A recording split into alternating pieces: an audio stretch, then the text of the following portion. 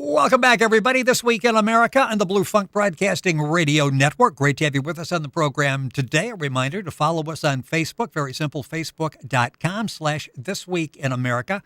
Follow and like us on Facebook, facebook.com/This Week in America. With us back on the program is Roy Barron. He's hiked the trails and taken public transportation from Georgia to Maine, then New York City to Los Angeles. He knows the country. He's the author of the book, Looking Glass Shattered, Questions and Answers That Heal Old Wounds. As I mentioned, he's back with us on the program. Roy, welcome back. Something new has happened since you were with us the last time. You're actually going to be a candidate for President of the United States. Tell us about that.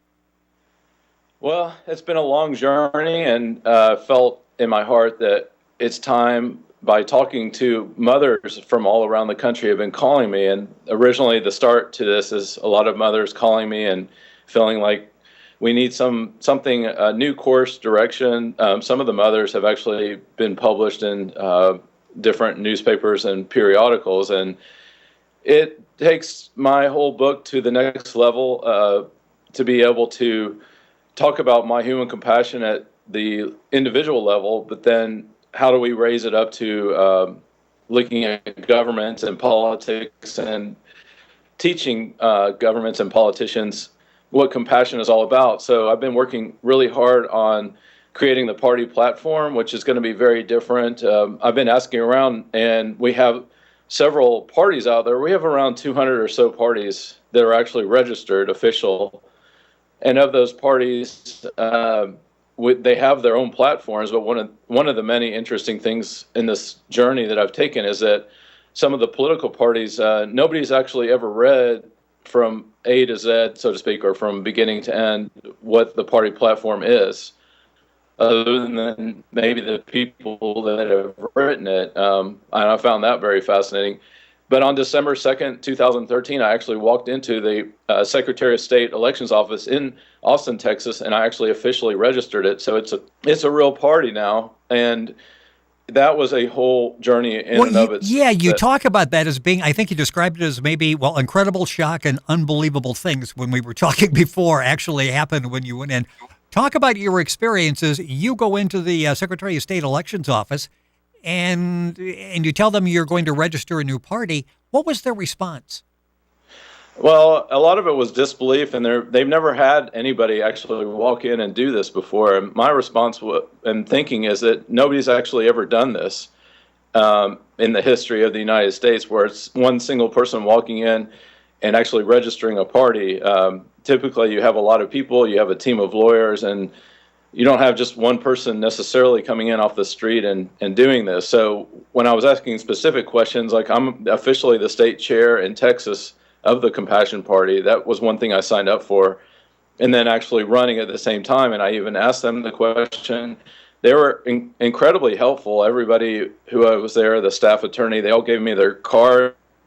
I got 3 cards to follow up on other questions, but they kept having to go back and call lawyers and try to find out and give me the right answer and give me the correct answer to some of my questions. And some of them, none of us really knew.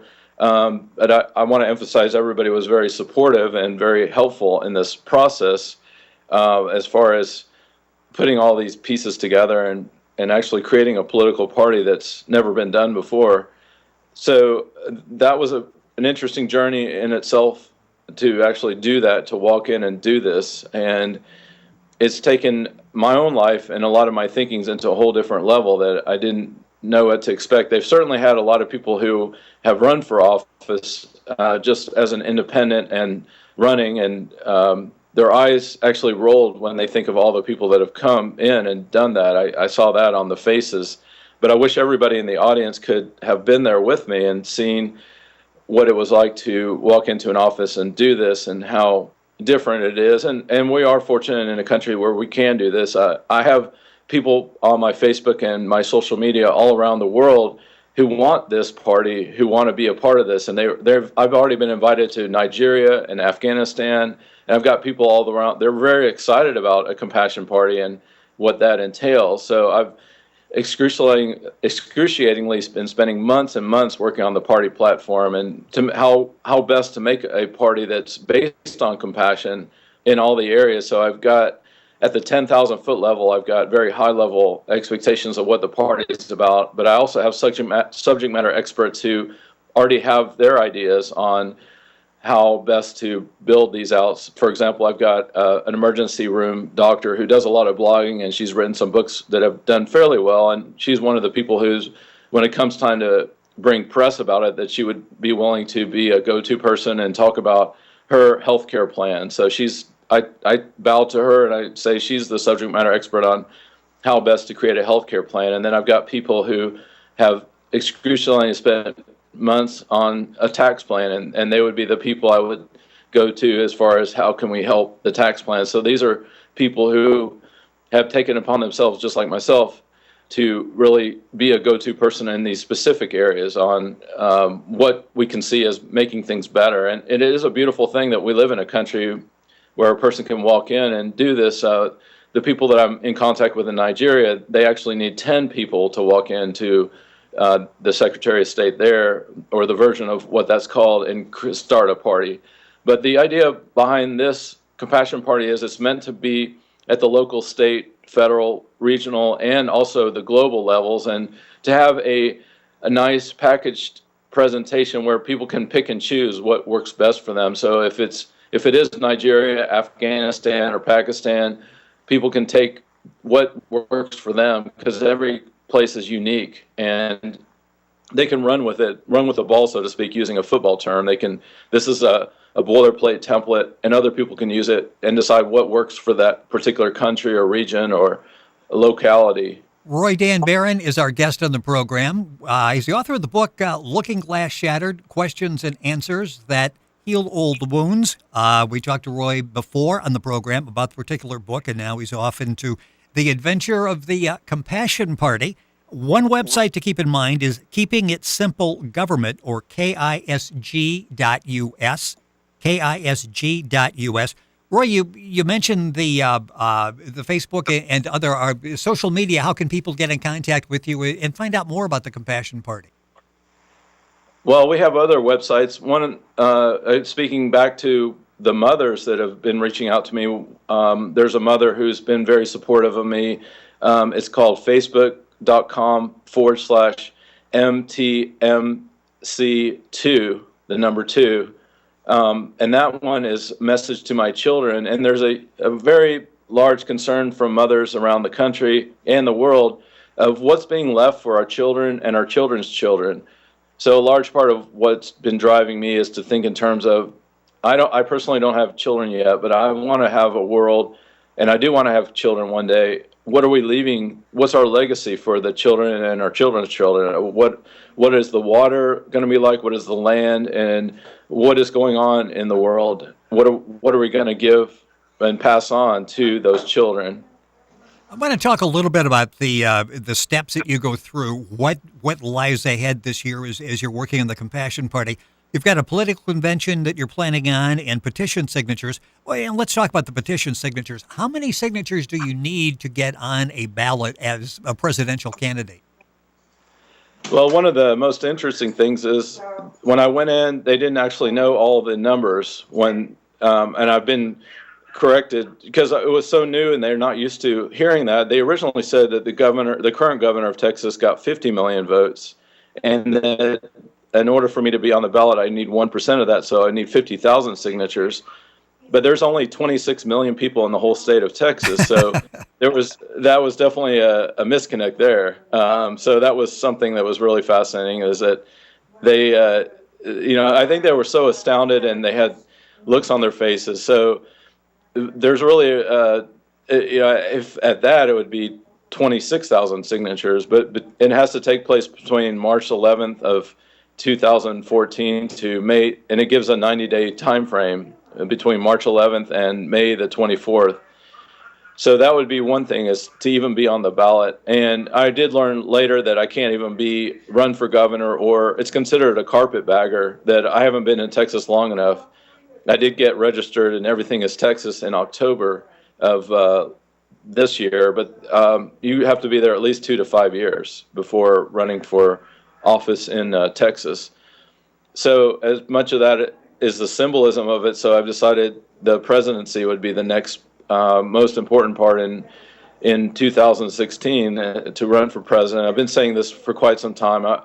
I've been on a radio show by Mitch Noble, which was a very, very good show. I really enjoyed being on that show. So this journey has been a major part. And to see maybe there's some other candidates in Texas that we could run. The idea is that this is a party that anybody can run. And the original intent has been that we have around 7.2 billion in humanity, and that anybody can run for the Compassion Party. And as it grows and it ends up in other countries, that we can have candidates in other places in the world running in their own country, that this Compassion Party can take flight and build legs and be a real party in other places. That it's really, as I've talked to people, I've seen a real need for this, and I've seen a lot of people coming on board and really needing it. And I talk about in my writings a lot about what's the difference between a want and a need, and this has become a need because this is a party that's really focused on food, clothing, shelter, family, love, community. What are our needs, and separating those from wants is a very large part of this party and the journey of what it's becoming. And some of the people I've talked to, and even myself, haven't felt like some of the other parties are really focused on needs versus wants, and that's a really critical juncture. And part of all of this, the party and my own writings, and I've actually recently took my Looking Glass Shattered off for sale, and I'm actually making some minor tweaks, some minor changes, even because even since I've registered the party, it's really changed me a lot, knowing that I've actually done something. I didn't want to leave that office without leaving one piece of paper, because when I was talking to the elections office, they were telling me, "Are you sure you want to leave something?" And some of my other friends, I have a friend who's from another country who came here. She said it was a very bold thing for me to do, to actually walk in to an official government agency and actually do this. This was a very major, because I'm putting myself on the line, and it's a very major thing to put a piece of paper and start something that could be potentially very large, that could reach and touch and be a part of the over 7.2 billion of humanity. So some people have actually cautioned me about this, like, what are you doing? This is something very major.